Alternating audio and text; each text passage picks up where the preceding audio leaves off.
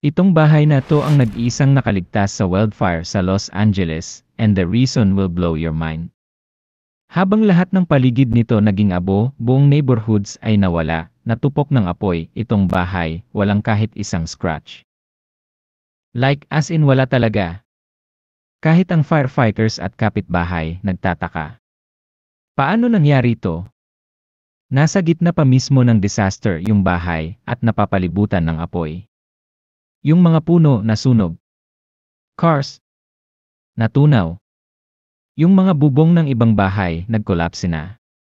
Pero itong bahay, parang hindi man lang inabot ng apoy. Parang may invisible shield na nagprotect dito. Tapos may napansin yung isang tao sa loob ng bahay. Sa kusina, sa ibabaw ng ref, may open na Bible. Nakabukas ito sa isang verse na nagsasabing, 1,000 may fall at your side, 10,000 at your right hand, but it will not come near you. So, ito na nga ba ang dahilan kung bakit naligtas ang bahay? O meron pa bang ibang explanation na nakatago sa likod ng miracle na to? Comment house for part 2.